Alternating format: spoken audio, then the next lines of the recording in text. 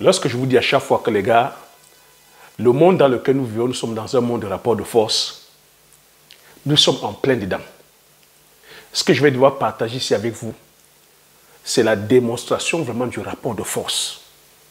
J'ai coutume à vous dire ici que le rapport de force n'est pas seulement militaire.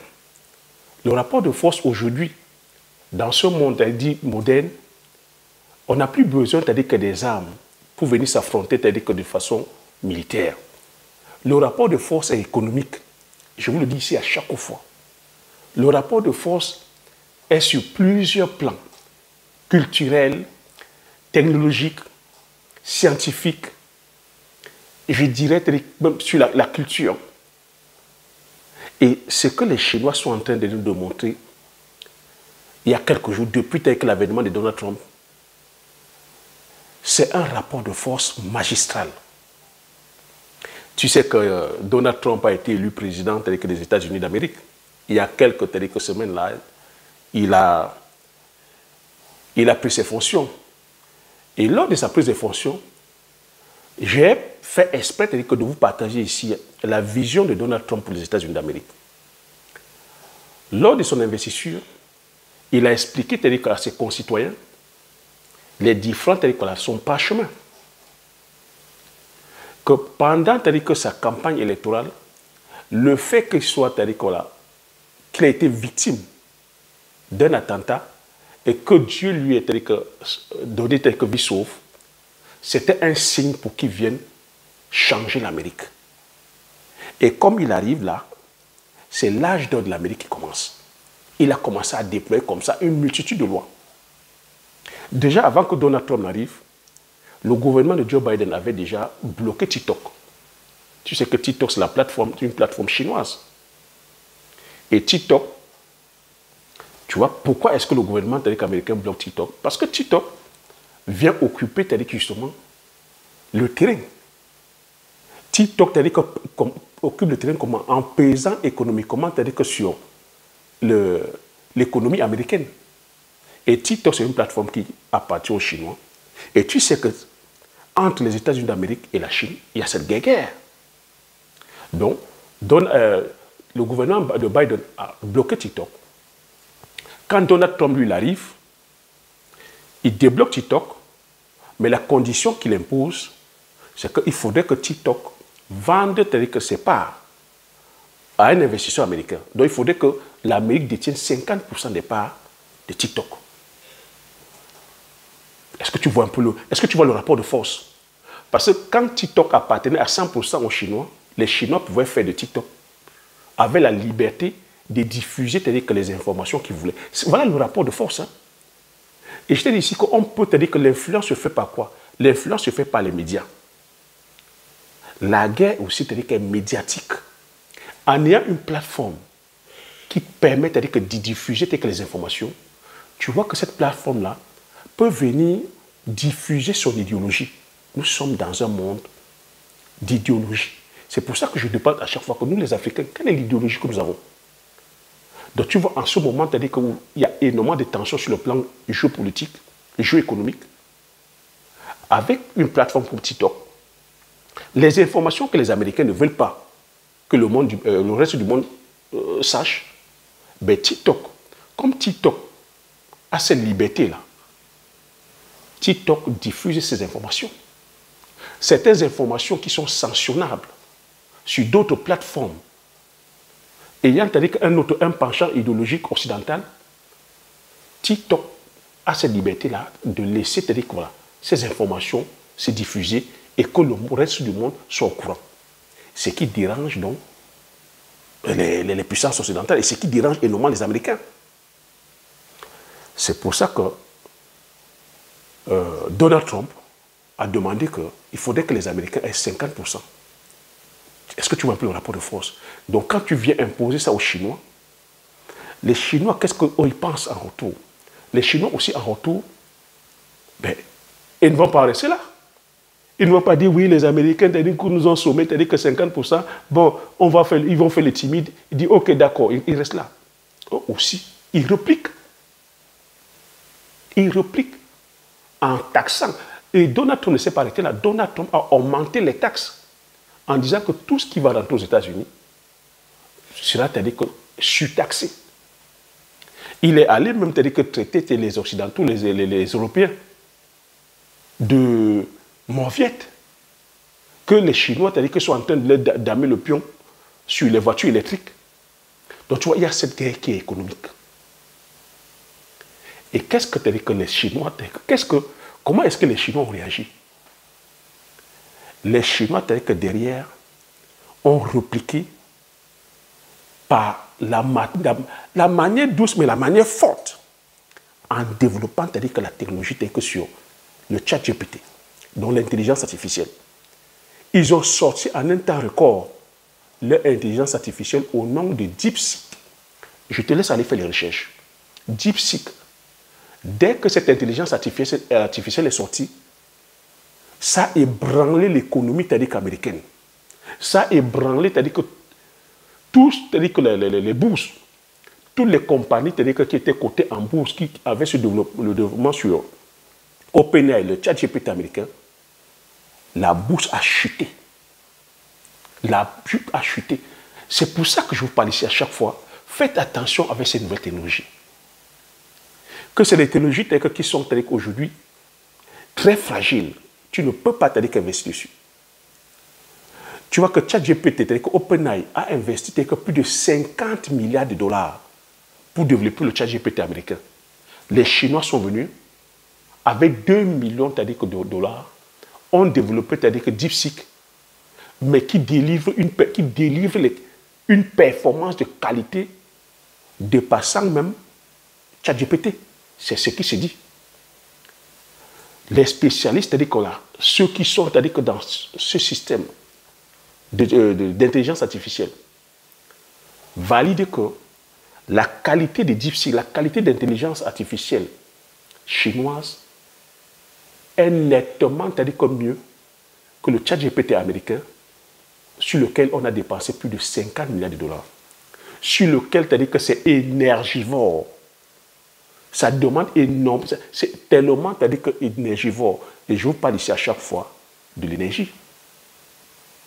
À côté, eux, ils ont dépensé, c'est-à-dire que 2 millions d'euros pour le faire. Regarde les cas, 50 milliards, 2 millions.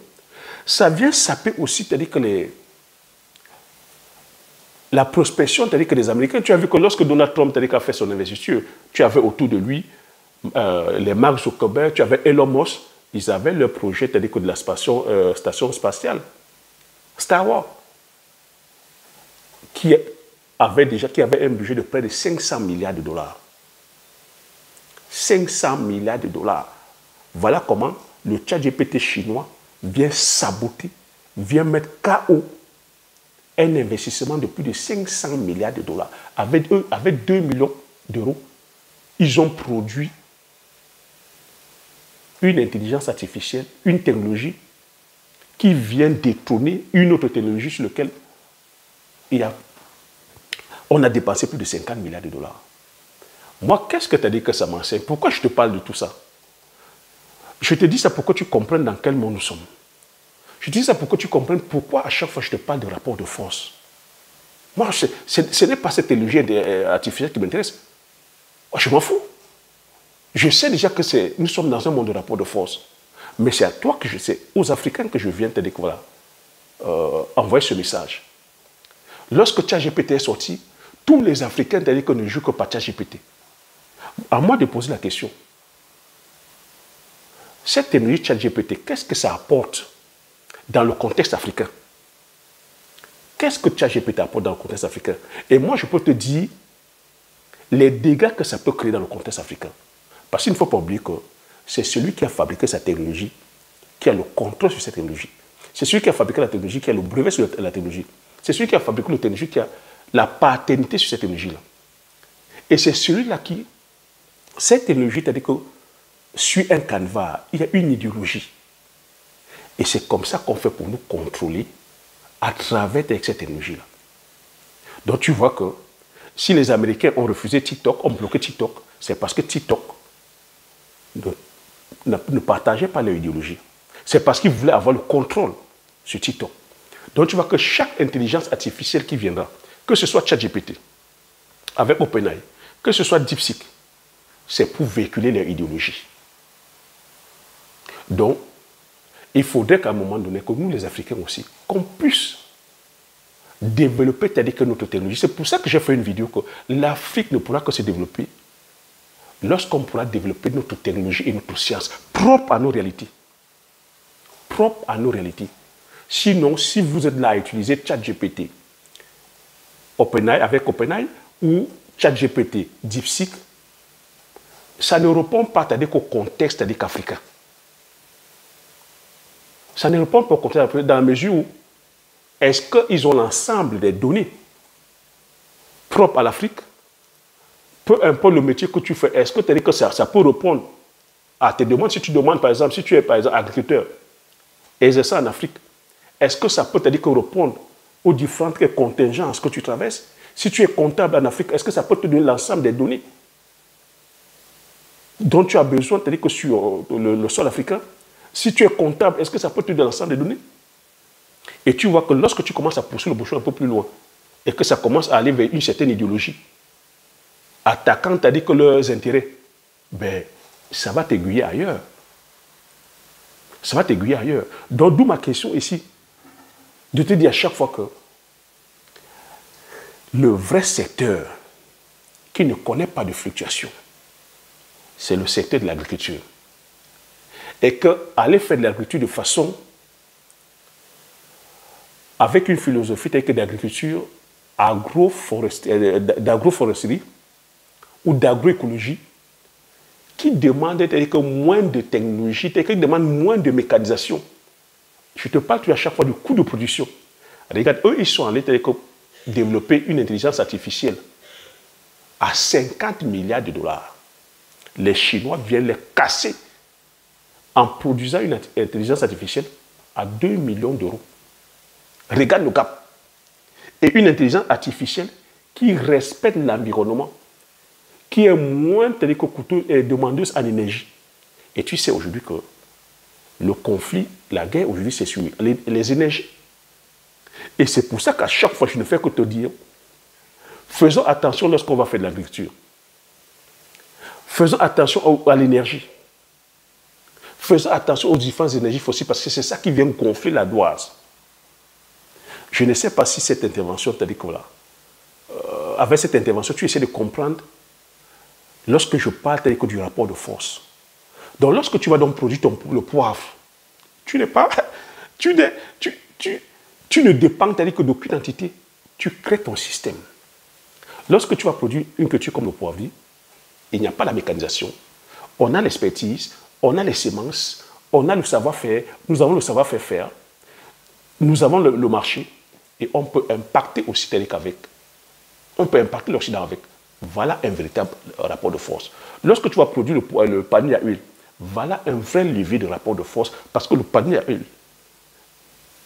ne se produit qu'en Afrique. C'est originaire d'Afrique. Et c'est une huile qui est demandée partout dans le monde. Ça ne se produit pas en Occident. Voilà un vrai levier de rapport de force. Nous sommes aujourd'hui dans un monde de rapport de force. Les Chinois viennent de nous démontrer que ce n'est pas la technologie. Et crois-moi, l'intervention de Donald Trump ne sait pas. Donald Trump a réagi. Hein.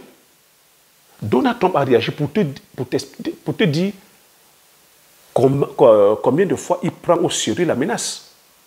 Mais il pouvait réagir en venant que fanfaronner, en venant que bomber le torse. Non.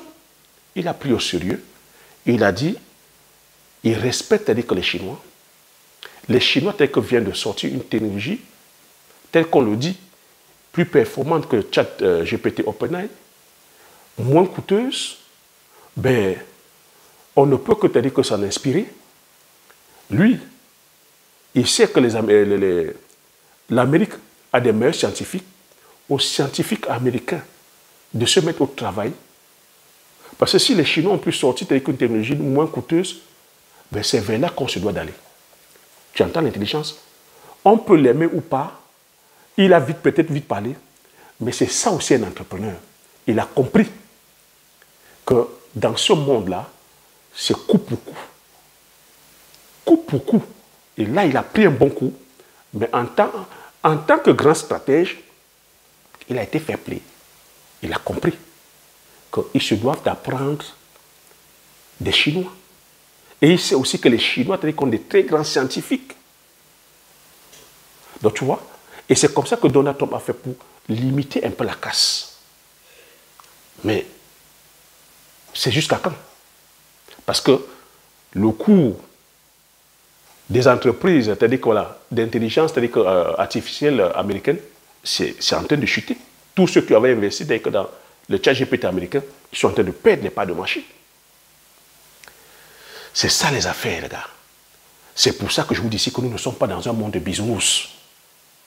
Donc imagine donc maintenant, nous qui voulons aller utiliser la technologie des autres, on va aller prendre les tracteurs, on va aller prendre les caterpillars, on va aller prendre la mécanisme.